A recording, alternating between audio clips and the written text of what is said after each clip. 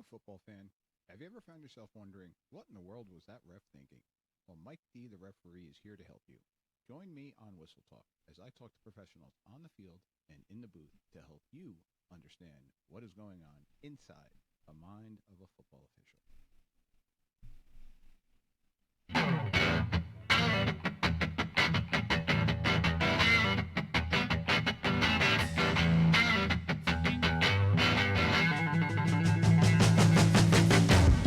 All right, ladies and gentlemen, welcome back to another episode of Whistle Talk. Mike D, the referee, joining you once again from New Jersey, where this past weekend I had the pleasure of attending the 5th annual State of New Jersey Officials Clinic, the NJFOA Clinic, and that's kind of what we're going to be going over today.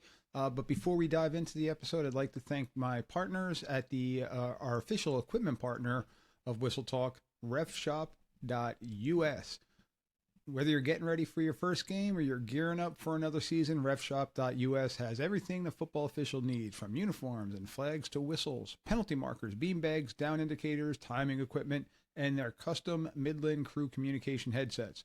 They also carry the Reading Study Guide, which we all need to dive into this time of the year so that we could stay sharp in our NFHS rules. So if you're preparing for kickoff this season, take a visit, refshop.us, and use promo code TALK26, TALK26 at checkout to receive 10% off of your order.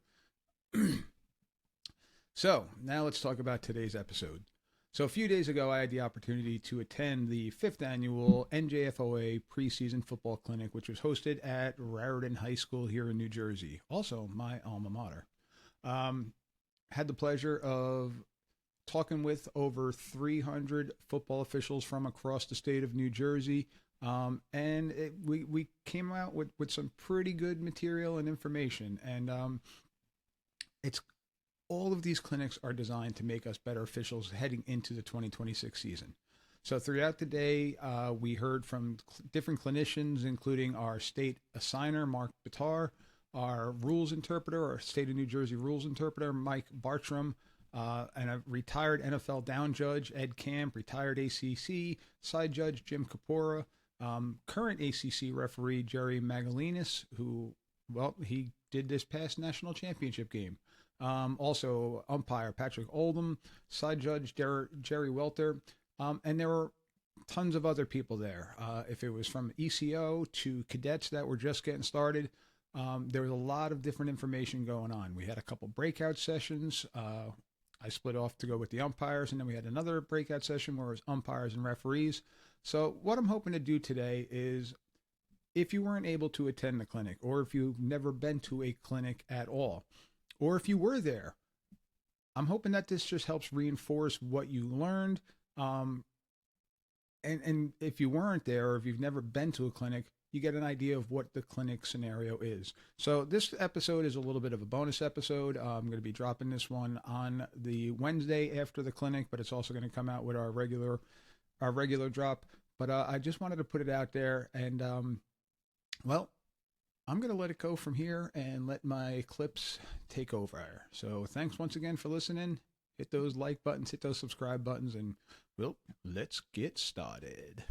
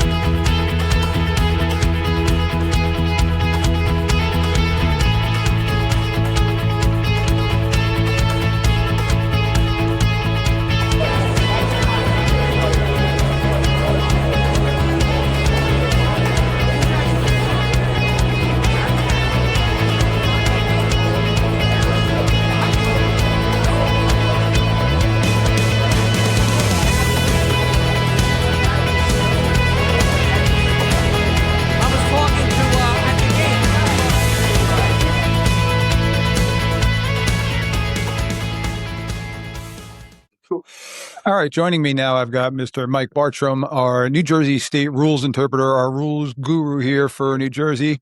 Mike, morning. How are you doing? I'm good, Mike. Thank you so much. So, really quick, Mike, what kind of major rules do we have looking forward with 2026 season rolling around? So the good news for the officials and the coaches and players is that there really isn't anything substantial coming in 26. The one big thing is that the play bands that a lot of teams wear on their wrist or arm, they're allowed to be now worn on the belt. Before that was a restriction. And then there was just a lot of language cleanup for some of the rules. But again, from an actual playing standpoint, really nothing like we've seen in the last few years. Yeah, it seems like this year is pretty easy, and that's a good thing. I know the Federation's been working hard, so I think we're getting to be in a great spot. What about points of emphasis for this coming season? I know that's always a big thing that we have to deal with and really emphasize to the coaches, especially now with preseason rolling along. Yeah, so the points of emphasis this year, really, the three big ones are really unsportsmanlike and flagrant activities. Okay. Right? We really want to make sure that the officials are jumping on those early. We want to make sure the coaches are relaying that message at excellent sportsmanship, right? Football at this level is an extension of the classroom, so they should be, looking at it as an education opportunity. One of the other points of emphasis is illegally helping the runner. So for those Eagle fans out there, that ridiculous tush push that they do, that is something that is not allowed in high school. That is something we want to make sure we are getting out. That is also a safety issue. Adding that momentum to the runner can be a safety issue. And the last one is really just good sideline discipline.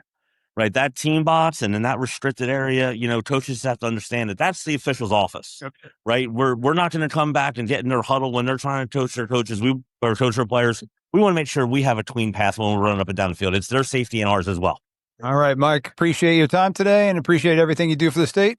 Thank you, sir. Thanks, Mike. Have a good one. Have a good helping the runner, sideline management, and identification of the NFHS authenticating mark on handballs. All right, flagrant unsportsmanlike fouls. I think this goes without saying. These are the type of fouls. This is play cards not worn on the wrist, arm, or belt. So the big difference now, they can now wear the play card on the belt. Confines of the playing area. Where are my basketball guys? Right? Wording should look familiar, right? It's pretty much the same word that we've had in hoops for years, where the visual confines of the court. What this does is it clears up any issue about if something happens immediately following the game while you're leaving the field. You're leaving the field, the defensive coordinator didn't like the way you called it, he gets in your face and berates you all the way to the gate. Your hands aren't tied, they never were, but now this is very clear. You can still, after the fact, even though the game's over, you can disqualify that coach for a flagrant act. Player jumps in your face after the game, hey, they think the game's over, it's a freebie. It's not a free pass now. Season.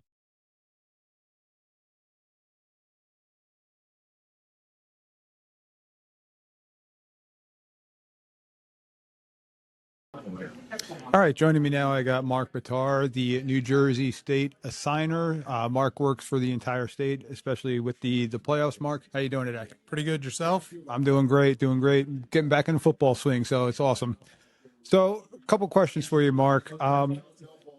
As being the state Assignor, what qualities are you looking for that define between a good official and a great official? Good officials know the rules. I think great officials can be able to know the rules and actually apply the rules properly. I think great officials are able to see certain scenarios and they're able to kind of calm the waters down, especially when there's a difficult play. Maybe a lot of emotion gets into that play, and they're able to kind of calm the waters down to make it where the play is going to go off and everything is being able to be calm, cool, and collected. I think that's really one of the biggest designations between the two. Okay, good stuff. So as the Assignor, what are some of the things that you will notice pretty much immediately as you're looking at individuals or crew members or full crews coming onto the field? What are some of the things that you pick up on? I think there's a couple of things where number one, you look at reliability. That's number one. Okay, so are they able to go to their assignments? Are they able to be consistent from one to the next? And then when you're looking at a game, the number one thing I look at is mechanics. Are they where they need to be for specific situations? I think oftentimes we try to look at and try to identify if something is a good hold call or not a hold call.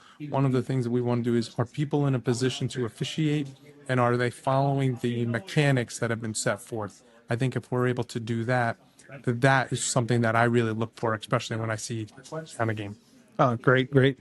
Last thing, what are some things that we as officials should do to kind of, I don't know, get into the eye of assigners and different things like that? I know everybody's goal, as a former coach, I wanted to get to the state championship. As an official, I want to get to the state championship. So for officials all around the country, what are some of the things that they should be doing to help improve their possibilities of getting to that? I think it's what we kind of talked about, is when you work the game that you're assigned and work it to the best of your abilities. One of the things that you don't want to do is you want to be consistent from one game to the next. So whether you're working two high-level teams that are vying for the state championship, or whether you're working two games that are still working to get to that level, be consistent in those games. Work with the coaches, no matter whether they're the higher level teams or the teams that are still looking to improve. Try to be able to be consistent on that. Those are the things that are going to set you apart, because when you have a solid crew is a crew that can work whatever game there is, whether it's again, teams looking to improve or teams that are high level. Can you be consistent in all of those? Because when you get a schedule, whatever level it is, you're not always going to be having the best game of the weekend every single weekend. So be able to be consistent from one to the next, to me, is one of the things that really does set apart a crew. And those are the types of crews that do get rewarded to have deeper runs into the playoffs. Awesome. Appreciate your time, Mark. Thank you very much. Have a good rest of your day. Good luck this season. Thank you. This to me is not a question. This is a chop block, right? I see a couple nodding heads, but like just to make sure that this is a big chop block that we want to get, right? You know, we get a lot of these. Hey, do we have enough high contact? Do we have enough? Like,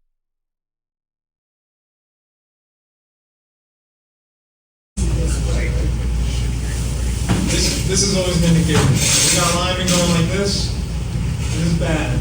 It's not automatically a hold right away. We got to have a second act basically, but this is a good indicator that we got smoke and that our eyes should be there. If we got linemen coming in, driving in all day, man, that makes our life a whole lot easier.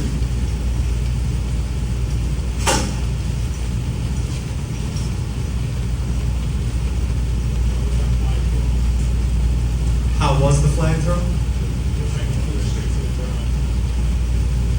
I think he tried his best.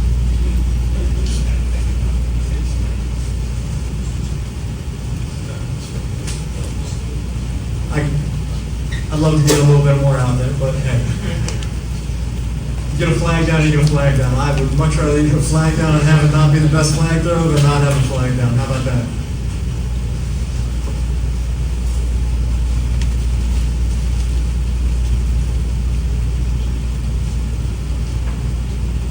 All right.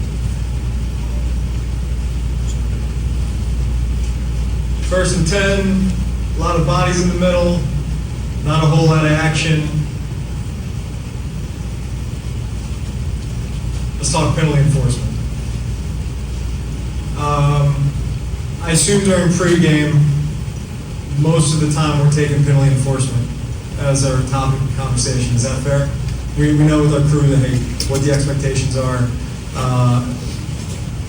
If we remember from previous years, I did a little preachy about penalty enforcement, but audience participation time. Flag goes down. What do we have to have from our crew members when their flag goes down? Communication. Before we get to the results of the play,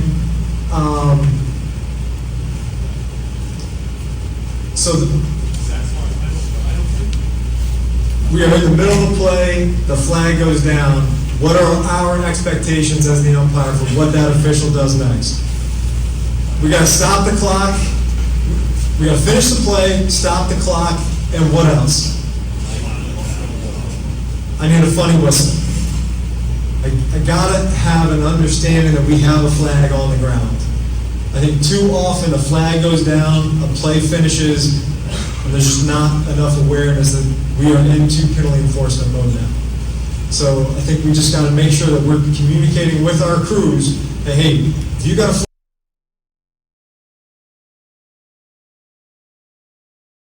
All right. As you see here, everybody looking good, uniform with the patch here. I saw a lot of guys buying stuff here. Okay, these are just some concepts to keep in mind, and it starts with the uniform. When you walk on the field, we want everybody looking good. All right, we want everybody looking good, and that includes your shoes. If you read the manual, your shoelaces are supposed to be black. It says black. If you watch games on TV, more and more college officials, and it's against the college manual, are wearing white shoelaces. That's not acceptable. I actually brought that point up at the rules meeting in Dallas back in January, and I said, well, you're right. Well, then, if we have the thing, let's follow it. If we don't, it's not. Well, you're supposed to wear black shoelaces, okay? All right. With that said, go ahead, Steve. So, obligations, okay? Meetings. It's not an obligation to come to this clinic. We certainly appreciate it, but it's not required. But certainly you have to attend X number of meetings based on the chapter you are a member of. That's a state thing. I know the Central, we have 6. I don't know about the other groups. Some are in person, some are in. That's kind of at the discretion of each of the 4 chapters, okay? I think an email went out the other day about make sure you take your concussion test by a certain date, right? The Federation exam. Now, this year it was 60 questions. The Federation exam is actually 50 questions. However, NJSIAA injected 10 more questions, and it was really kind of personalized. If you've done it, you know what I'm talking about. Okay, that's great, no problem. Okay, your dues, all right, chapter dues and state dues. Okay, I think each chapter again sets the parameters as to when they're due and so on. I believe the state dues, correct me if I'm wrong, is $65. Does that sound right? Okay, and the chapter dues, I believe, vary by chapter. Okay, all right? Okay, background check, that's just the way it is today. You got to submit to it, and I think it's part of your state dues, if I'm not mistaken. Okay, and, you know, it is what it is. Okay? All right, go ahead. Now, if you're Mark Bitar or Jeff Cohn or Jim Foligno, the 3 assigners in New Jersey, okay, these things, you really appreciate it when a person keeps their availability up to date. I assigned high school softball. There's nothing worse in the world. I'm sure when I die, the Lord will hopefully, you know, suffering on earth is redemptive in heaven. If you assign a spring sport that gets rained out a lot, or snowed out a lot, or whatever else a lot, you have a lot of, you paid a lot of deposits, okay, over the years. But keep your availability up to date. It's incredible to me, in this day and age, even you text a guy, you don't hear back from the guy. You know how rude that is? You know how rude that is? It's rude. Okay? If nothing else, hey, I'll get back to you. I'll call you, whatever. Okay? Same thing with an email. I used to work for a guy in the ACC named Doug Rhodes. Sadly, he passed away. He said, if you don't respond to an email, that's a response. No response is a response, and it's not going to go well for you. It is, and you're an official. This is like you have a business. Right? And therefore, you should run it like a business in the sense that if a client asks you how much do these shoes cost, you ought to be able to get back to them and tell them how much they are. So please, take 15 seconds, 30 seconds, respond to text messages, respond to emails. Keep your arbiter availability up to date. Okay? Assigners expect you to be honest. Okay? And these other things that you have to do. Okay? All these things are expectations. It's all part of the deal. Why we're a little bit special,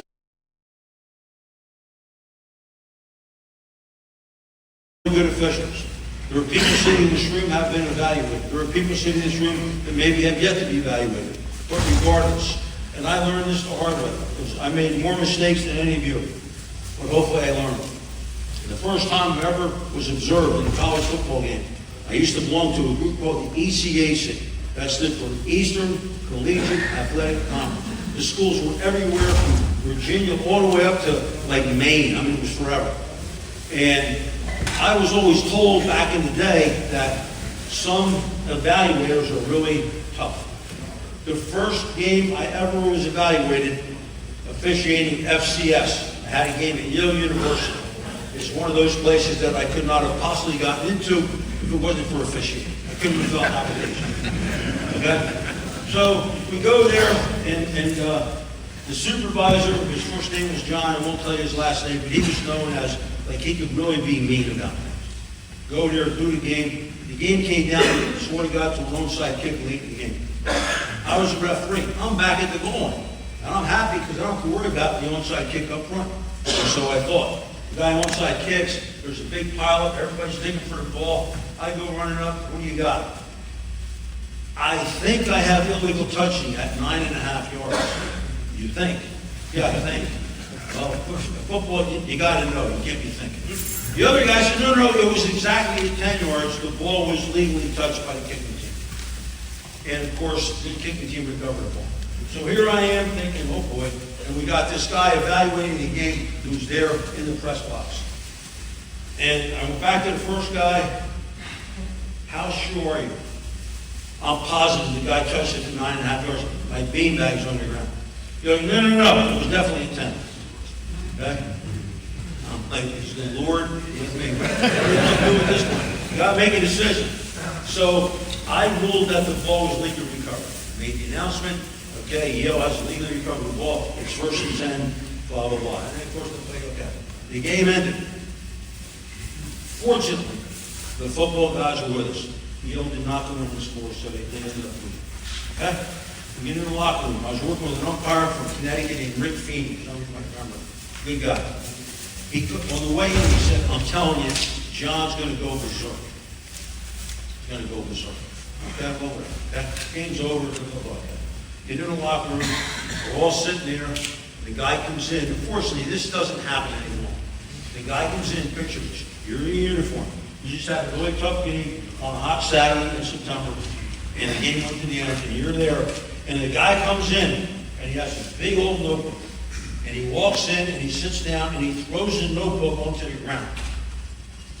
Well, this is probably not boding very well right now. Okay? And one at a time, he started with the onside kick. Okay? Bill, you were a terrible thing, blah, blah, blah, blah, blah.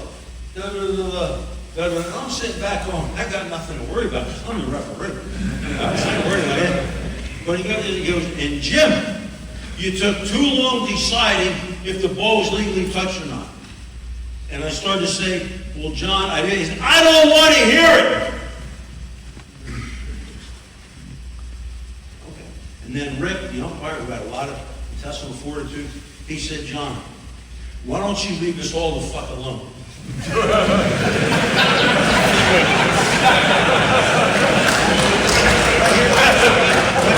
that? Okay. And the guy went berserk.